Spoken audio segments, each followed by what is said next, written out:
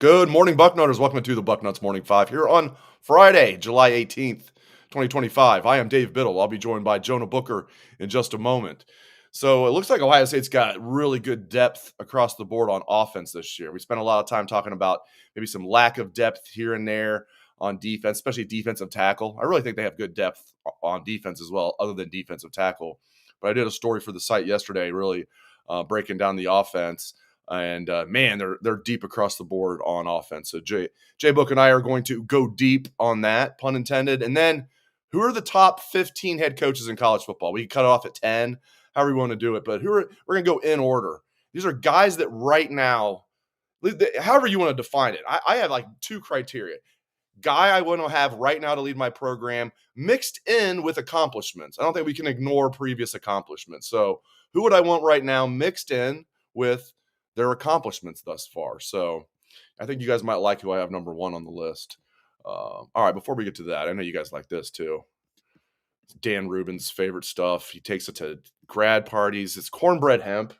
He takes these THC seltzers to the grad parties, last month, and then all the moms at the grad parties were liking the THC seltzers. So, you got to get with cornbread. We can get you guys a great deal. Are you ready for your healthy happy hour? Cornbread's THC gummies offer a balanced sense of happiness and relaxation. That's good. Happiness and relaxation. America's first USDA organic THC edible, proudly grown in Kentucky. They have 10 milligrams of THC per gummy for just the right dose, perfect for taking the edge off without making you feel anxious or paranoid like other cannabis edibles. Cornbread uses no harsh solvents, no synthetic ingredients, unlike most other THC products. Cornbread's gummies are Farm Bill compliant and legal for adults over 21. You gotta love their Farm Bill compliant. If you're looking for a healthier way to enjoy a carefree moment, you have to give Cornbread Hemp a try. They've created the first ever USDA organic THC gummy that's 100% legal. Like I said, they got these really good seltzers too. As the moms at the Dan Rubin graduation party circuit can tell you, that the seltzers are really good too. All right, pay attention here. As a special offer for Bucknuts Morning 5 listeners, you can get 30% off your first order. Just visit cornbreadhemp.com/bucknuts and use promo code bucknuts at checkout. Again, that's cornbreadhemp.com/bucknuts. Use code bucknuts for 30% off your first order. Cheers to a healthier happy hour. They keep telling you guys, keep buying cornbread hemp products. They tell us, like, man, these Bucknuts people really like it. I'm like, yeah, Buck Rational leading the charge, getting the cornbread hemp in there. So, all right, let's bring in the one and only, my good friend, Jonah Booker. Jay Book, great to see you on a Friday, my friend. Hey, happy Friday to you. All right, let's get down to it. So this offense seems to have some pretty good depth here. I did a piece for the site yesterday. We'll start right at quarterback. I mean, the depth I'm talking about is really stuff like offensive line, wide receiver, tight end, even running back. But let's start with quarterback, of course, with Julian Sand being the projected starter, Lincoln Keenholz being the backup, Tavian St. Clair. They're hoping to redshirt him, but not bad having him as the number 3 guy. So just your thoughts on quarterback. Yeah, like the quarterbacks, very inexperienced, but I do think they are a very talented group. I listened to Ryan Day speak the other day on the Bobby Carpenter show, and he praised Keenholz and Julian Sand, said both guys had a really good summer. Both guys actually got stronger. The ball's really jumping out of their hands. So I'm excited to see what they do once they enter fall camp, because I think they have the potential to be really good. And that's the thing. It's right now, and you can just say it's potential. But I feel confident that with the guys that they have at their disposal at the skill position players, either guy will perform at a very high level. Yeah, and as I said in the piece, like, I agree with you. I think if Keenholz needs to go in there, I believe he can get the job done. He's entering his third year. He's now just focused on football for 3 years after playing tons of sports and being great at all of them. Yeah. I think he can go in there and get the job done, JB, no doubt about it. But you hear what Jeremiah Smith is saying about Julian Sand and some of these veteran guys that are now in the NFL, like Will Howard and all these guys, what they said in Mecca, what they said about Julian. They're like, oh, it's Julian's time. So I understand what Coach Day's doing, and I endorse it. Like, I would do the exact same thing if I was a head coach. It's 50-50. It's a competition. He knows who his guy is. All right. But I don't blame him at all. And we'll talk more about Coach Day later and how much I like him. All right, running back. We talked about this on last week's show. Speaking of Bobby Carpenter, he was saying he had Carlos Loughlin on the show last week, as you know. Mhm. Coach Lott feels like people might be sleeping on his running back room a little bit. Not us, JB. I mean, you look at James People, CJ Donaldson. That's a good 1-2 punch right there. And they know with these long seasons, they saw how well it worked last year. You got James Peoples and CJ Donaldson. Then you got Bo Jackson. Sam Williams-Dixon is still around. I think Bo Jackson is going to play a decent amount as a true freshman. But you got the good depth there with Williams-Dixon flirting with the portal but coming back.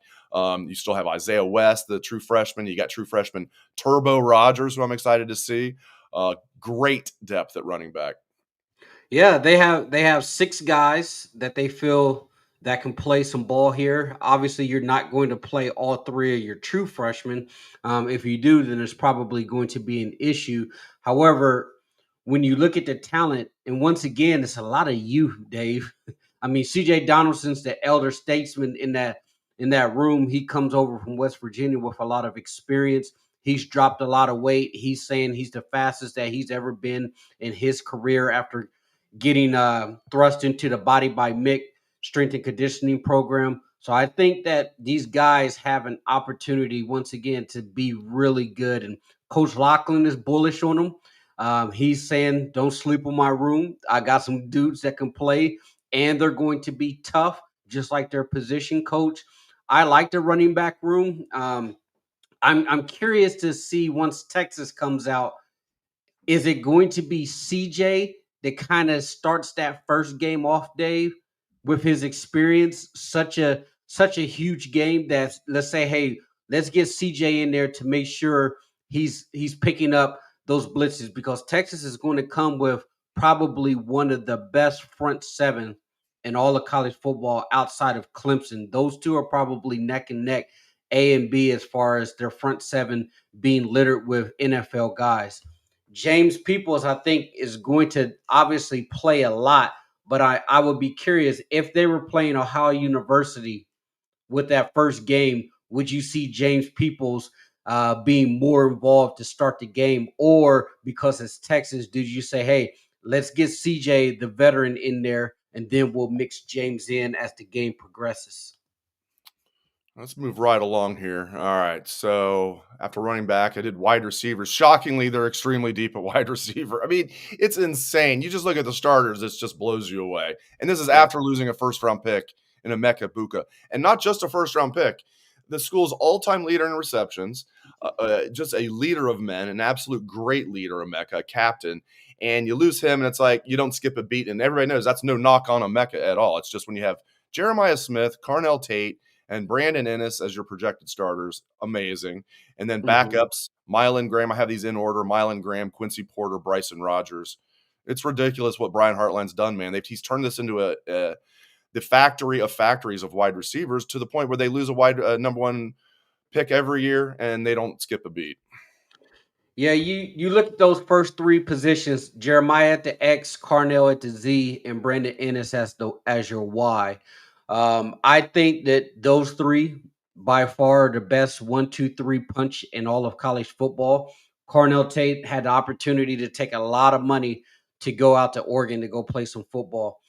Mylan Graham is that wild card, Dave, because if you're to believe that he is the next Garrett Wilson, the next one up after this group kind of transition, then he's going to have to play. Brian Hartline traditionally likes to play his top 3 guys primarily throughout the game.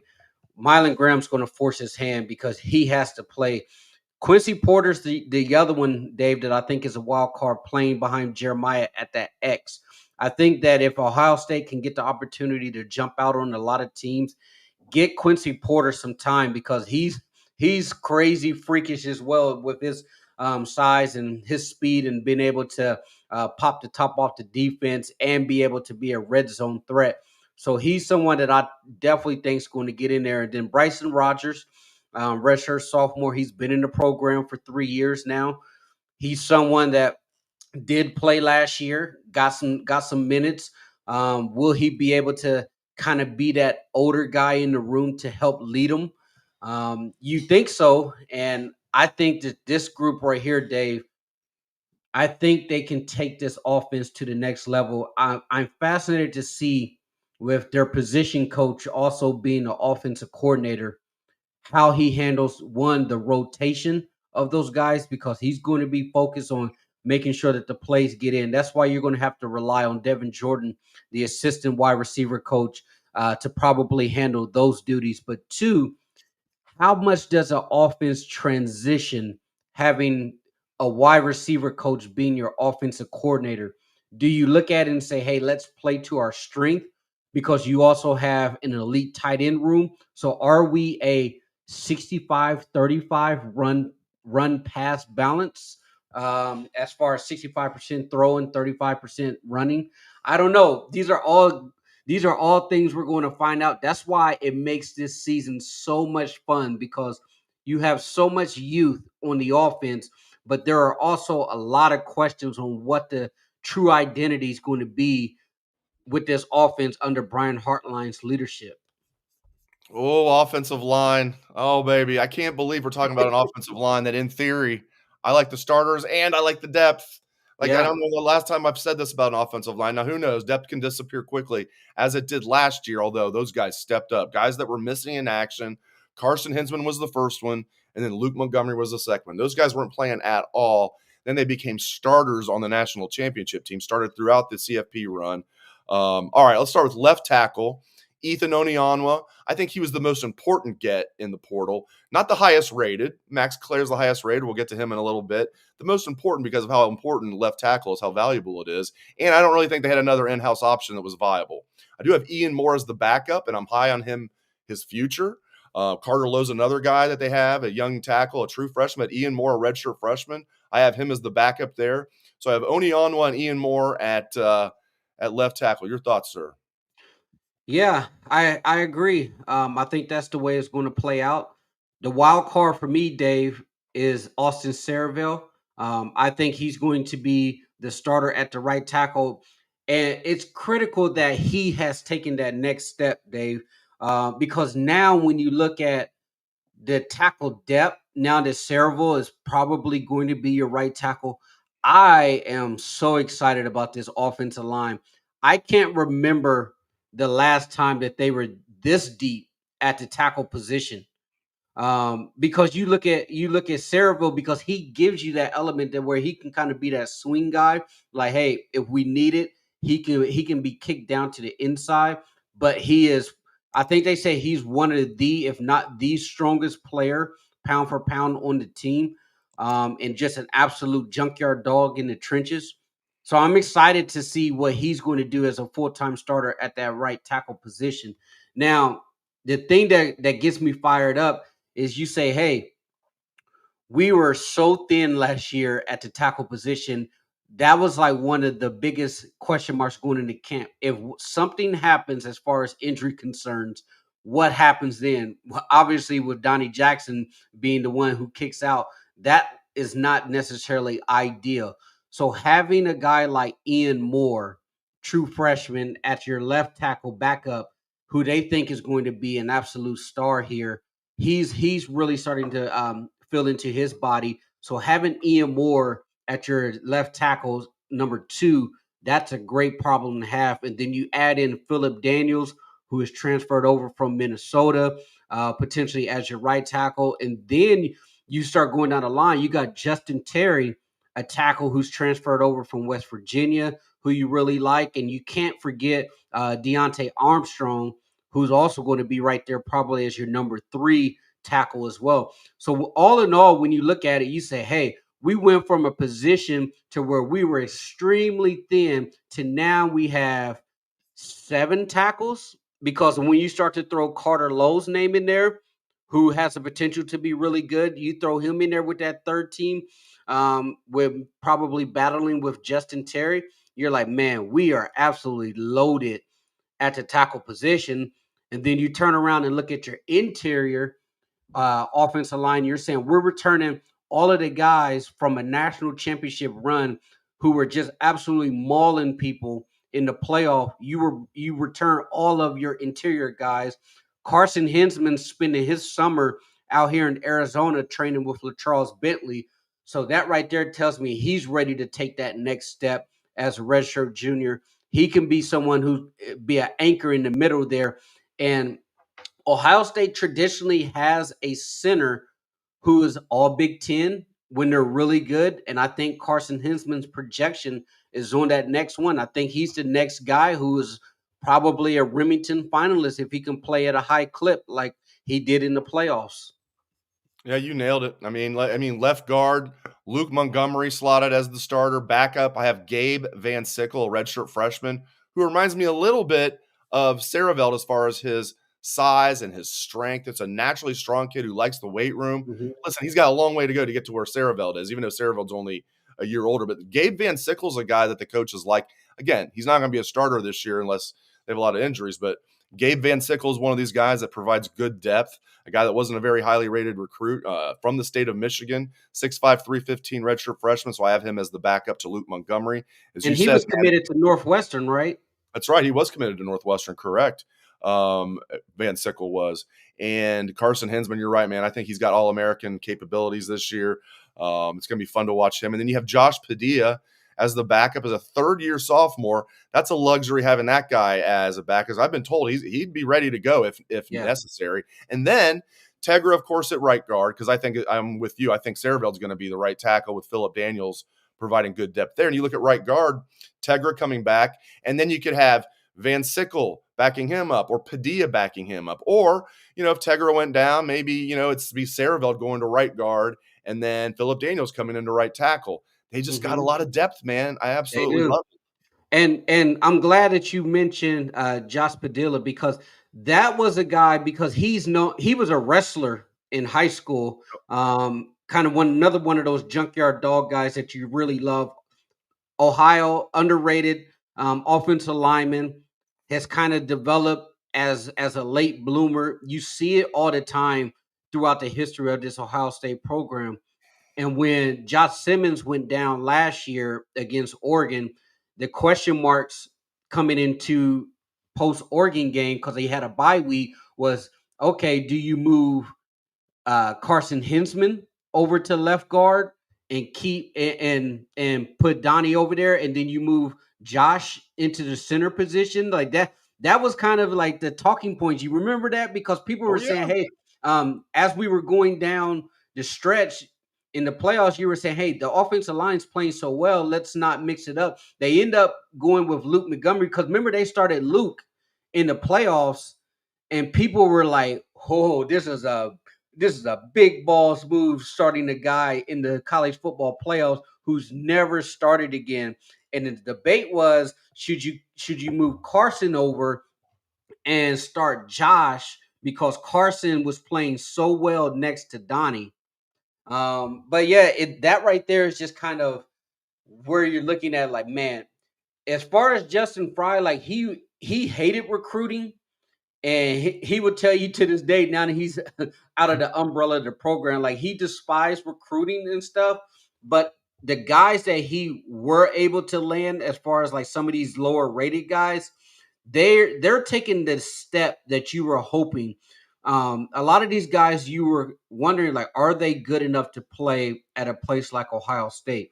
Now these guys are, 2 to 3 years into the program, and you're looking at them, it's like, man, if that kid has to go in, I don't think the offensive line is going to drop a beat because these guys are starting to develop at a clip that you're saying, hey, I feel comfortable in case of an emergency or injury concerns that they're going to be able to go in there and hold the fort down. We do have some questions about Deontay and Devontae Armstrong. Great young men, by the way. You get a chance to talk to them. We have some people saying, they've been in the program for a while. It does feel that way, right? Because they Yeah. committed relatively early. Obviously, they're from St. Ed, so we've known about them for a long time. Committed early, enrolled early. Guys, they're only entering their redshirt freshman season. And this was always the plan with them to Yeah. bulk them up and then lose some of that, the bad weight and then get strong. And they're in that process. I think we got to be patient with them. I don't think they're in the plans this year, but Yeah. hopefully by next year they will be. Hopefully by next year they will be. I think they're your typical Ohio offensive linemen that you see go through the program, Dave. There's going to be moments to where you're going to have a kid that comes in and he's ready to play right now. And it's a rarity on the offensive line, but you'll see it. But I like where they're at right now. And obviously they will want to play, but I think they're on the correct path as far as their development. And the way that Ohio State handled that offensive line, I thought they did it brilliantly in the portal. Bringing in three guys allows you to the luxury to work and continue their development to where they're not thrown into the mix where they're not ready yet. So bringing in three guys from the portal gives you that luxury to say, hey, some of these offensive linemen in the state of Ohio, because they don't have spring ball like you see in these other in the southern states, high school football and out west, because Ohio doesn't have spring football, the development for a lot of these position groups, it's behind. It's just flat out behind. And Matt Patricia has said it too. Matt Patricia has said, like, the one big thing that he has noticed coming from the NFL is the programs who have spring football, their development is so much ahead of where a lot of these high schools that don't have it. Like, he flat out said it, like, that's the biggest thing that I've noticed being out on the road. Like he said, when I go to Georgia and Florida and Texas, and I look at some of these kids, they are ahead of where a lot of the Ohio kids are. However, once the Ohio kids get into the program, get acclimated, get into the strength and conditioning program, you really start to see those kids take off. Because what you see is a lot of those kids who are participating in spring football, and you saw it a lot in Texas during the Mac Brown years. Those kids were typically kind of already right at their peak, at their ceiling. And you didn't see Texas really take that step under Mac Brown. And you remember, Dave, by back in the days, Mac Brown would have like 20 commits, 25 commits before the season even started, or were coming right outside of the spring portal, spring window. And everybody was like, maybe Mac Brown should probably wait a little bit because Texas kids are so developed and they're developing at such a higher clip compared to everybody else that they're pretty much right at their max peak. And I think in the Ohio kids, once they get into the program, that's when they take that huge jump. I'm going to get to tight ends quickly, and then we're going to get to the best head coaches in college football. All right, tight end. Listen, I say this with the utmost respect to G. Scott Jr. You guys know I'm friends with Pops. I don't want to get in trouble with Pops. It has nothing to do with that. I mean, this is just a fact. I mean, G. Scott Jr. had a really good year as the starter last year, a really good year, and I'm so happy for him. I wish he would have got drafted, but at least he's in camp with Vrabel and the Pats. I think at the very least he's going to make a practice squad. I love G. And regardless, G. Scott Jr. is going to be good at life. That's the biggest thing. So here's the thing. But everybody else is back other than G from last year's team as far as the tight end room. And a lot of those guys played a lot. Like Kazmarek was out there a lot. Thurman was out there a lot. And even Bennett Christian was out there a decent amount during the playoff run in addition to G. So you had those four guys. So you lose G, and then you bring in Max Clare, the number one transfer portal tight end in the country and one of the top just period, regardless of position players in the portal. The young Roberts kid they brought in as a freshman looks good. J-Book, I know we're prone to hyperbole sometimes here on the five-ish, but this might be the deepest tight end room I can ever remember at Ohio State. Yeah, by far the deepest that we've ever seen. Um, and the thing about the tight end room, every guy in that tight end room played in the playoffs last year, Dave. The only position group, obviously, they only have a few. They have, five guys at the max in there, but every single guy who was in that tight end room got to play in the playoffs. So that tells you kind of where they're at as far as the experience and the depth. Um, I mean, Max Clare, he's the one that could potentially unlock this offense and really turn it into a cheat code, Dave. And there are certain players when you look at it and you say, hey, year by year, because I felt at the time when Ryan Day first brought Justin Fields in here, the way that they were running the offense, I thought at the time Justin Fields was the one cheat code that really unlocks the offense. I think this year, when you look at this roster, Max Clare is that guy. I think he is the cheat code that will unlock this offense and take it to the next level. And the reason I say that is because Jeremiah Smith is going to command so much attention from defenses. or if teams are going to play Jeremiah like Texas and Michigan did, where they're rolling the safety over the top to try to help him out. Now you're talking about, hey, I got one-on-one coverage with Cornell Tate, who a lot of NFL mock drafts have him pegged as a first 2-round NFL caliber wide receiver. So you're saying Cornell Tate's going to have one-on-one coverage? Great. Now what do you have? I have a Big Ten linebacker one-on-one with Max Clare. That right there, I will take those matchups all day, every day, because he is going to absolutely tear somebody up if you're having to put a Big Ten linebacker on him. Now, and if you say, hey, I'm going to put a Caleb Downs on Max Clare because I'm going to run a 3 safety high look.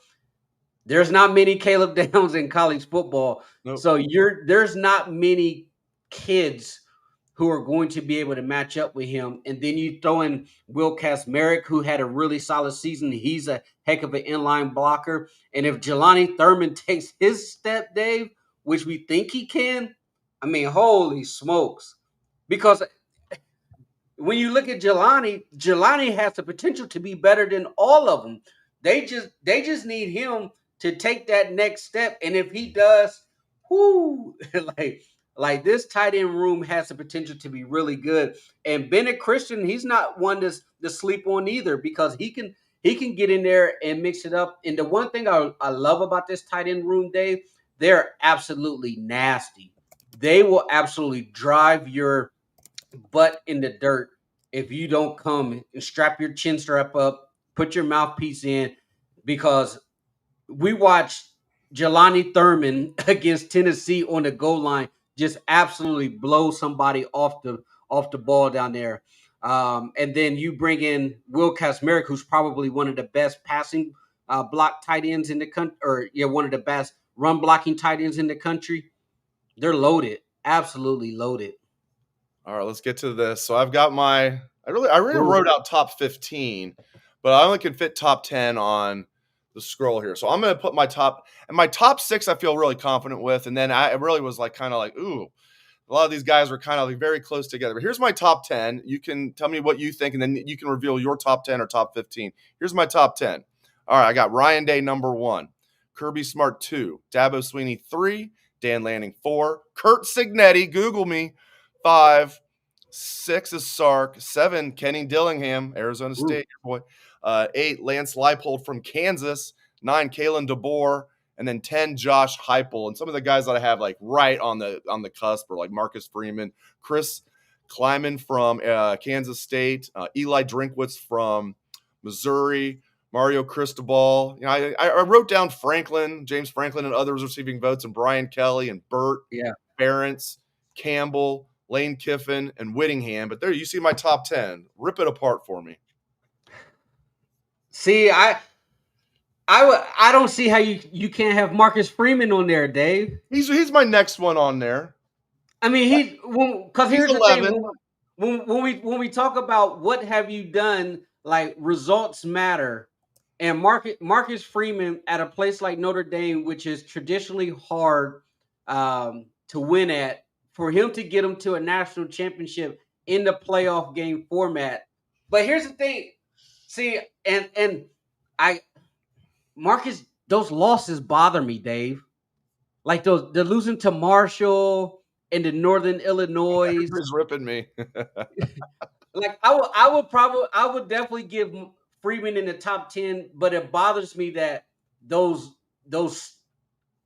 I don't know. I mean, those losses, those are tough. Asian Posh says Freeman over Signetti. This is just who I would want. I don't know, man. I mean, I don't know. I like Marcus personally. I should have put him.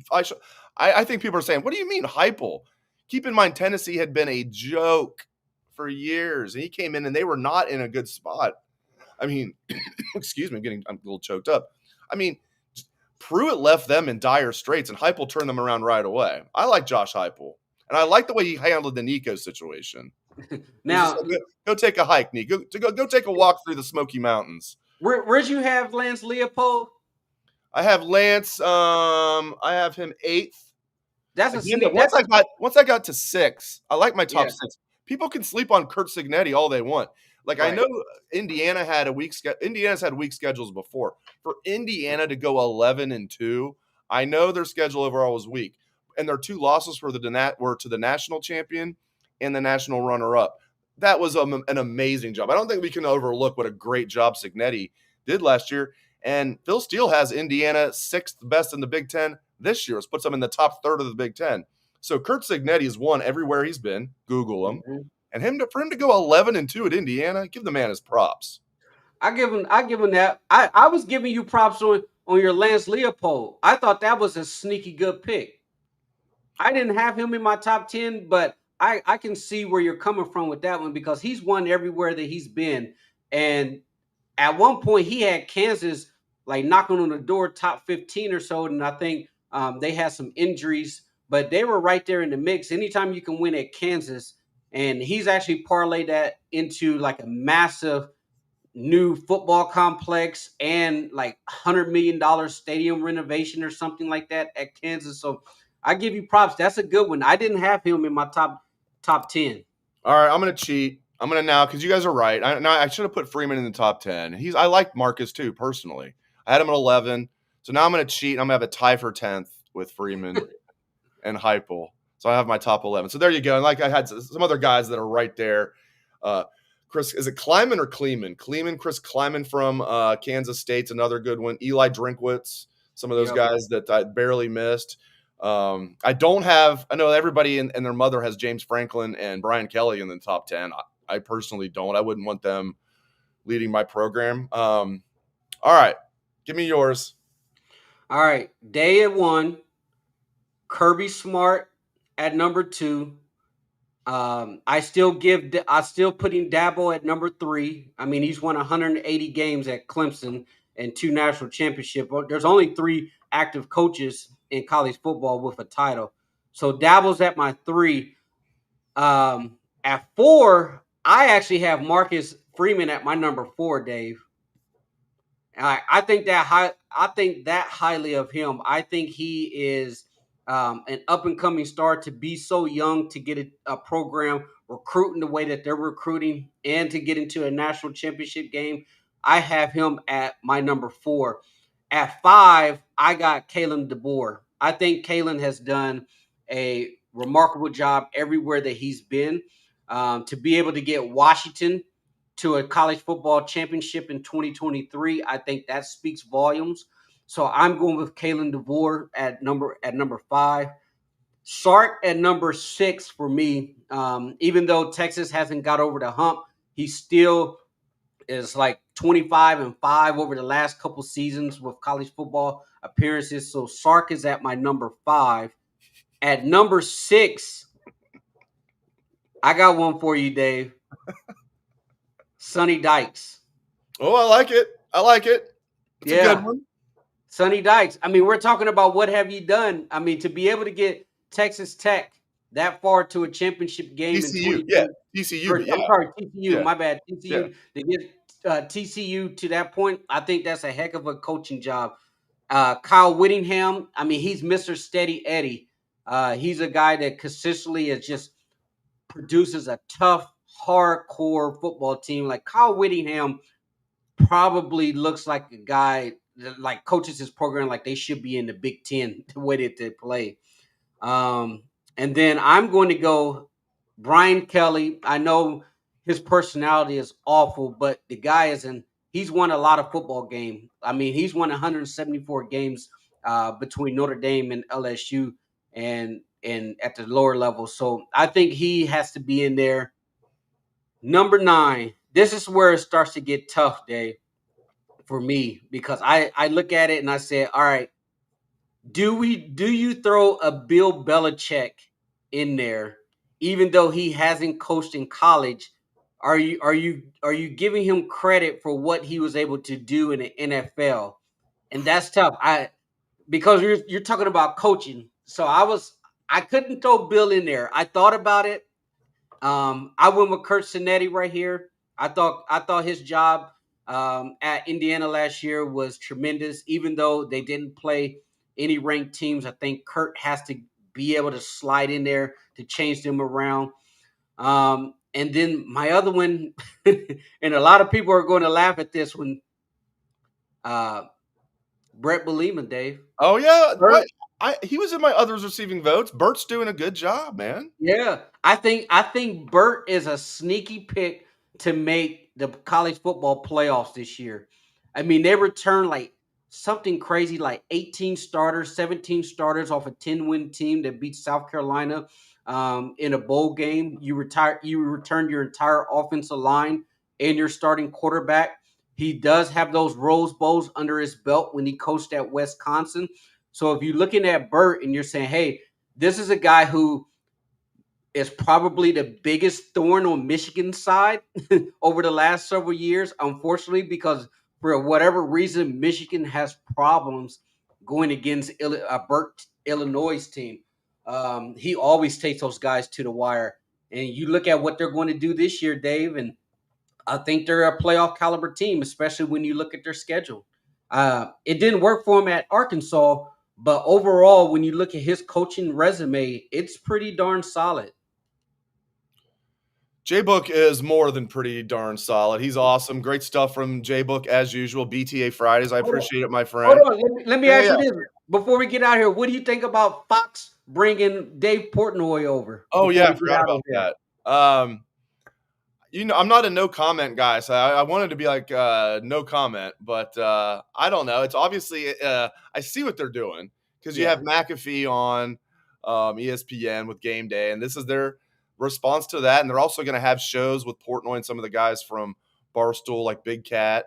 I don't know if a PFT commentator is going to be on there, but I think that guy is funny as heck. Not a huge Portnoy fan, but whatever. What do you think about it? I don't know what Fox is doing. I mean, Ohio State fans already hate Big and and being stuck in that time slot. Now you add the biggest Michigan troll whose sole purpose is going to be on there just to troll Ohio State fans 7 games a year in Columbus, because considering how many times Big Noon will be in the shoe. I it's weird to me, man, because you look at Fox and I am not a big fan of their overall product. I don't like their game day presentation. I think they mute the crowd noise. Yep. It really opens up your eyes when you watch Ohio State play on ESPN coverage on how much better the production is as far as the game presentation. And then you add in this. I'm not going to watch it because there's nothing that he brings to the table that's going to elevate your football knowledge. When I'm looking at those shows and I'm watching those shows, I really enjoyed the Big Noon when they had Reggie Bush on there with Urban Meyer. I thought that was some good ball talk. You add Dave in there, it's just sole purpose is just a clown. So I don't know what's going on with Fox here, man. But it feels like they're fighting a uphill battle, and ESPN is pulling away from them altogether with the game day, with Pat McAfee and their production. But I will say this: I'll give Fox credit for putting games on 4K. That's the only good thing that I like about them. My advice, instead of watching either of the pregame shows on TV, pop on 97.1 The Fan live stream Mhm. on audio, or you can watch on YouTube. I will be one of the co-hosts this year in the Fan Tailgate Show before every game. We'll be live at outside Ohio Stadium for every home game, and we'll be at Hollywood Casino Columbus for every road game. This is going to be about our shows will start 3 hours before kickoff before every Ohio State game. So if you're looking for a pregame show, come on, Yeah. check your You know boy what? out. The funny thing too, Dave, is you're going to have Portnoy sitting right next to Urban, and if you go and to Dave's Twitter account and you search Urban Meyer, oh boy, all of the things that he has said about Urban over the years, and now you're going to put him in a chair right next to him. Shoot, that right there might be a little entertaining. Yes, sir. Oh, that's interesting. Somebody should put a story out there compiling all the things that Portnoy said about Urban. Send it to her. What do you think about this, Herbs? Yeah. Yeah, that'll be an interesting dynamic. All right. I'm going to miss you in Las Vegas, man. Yeah, it's too bad, man. It's too bad. But yeah, I'm gonna miss you too. That'd been fun to hang out. All right. Well, Yeah. I I will. think I If I can think catch Pat you and next I might Friday, I will. Yeah, I think Pat and I might try to get together to do his pregame show. That's cool. His Bucknuts happy hour. Yep, a little happy hour. Little happy hour action. All right, make sure he's Yeah. got some cornbread hemp for his happy hour. Yeah. Healthier happy hour. All right, great stuff, my friend. Appreciate it. All right, talk to you later. All right, thanks. He Bye. is the man. He is Jonah Booker. Thank you to Jay Book. Always fun doing the shows with him. And thanks to all of you. We appreciate it very much. We know you have a lot of options. Appreciate you making the Bucknuts Morning 5 one of those options. Really appreciate you guys. Thanks again to Jay Book. Thanks to all of you. Hope everyone has a great day, a great weekend. Go Bucks. Still basking.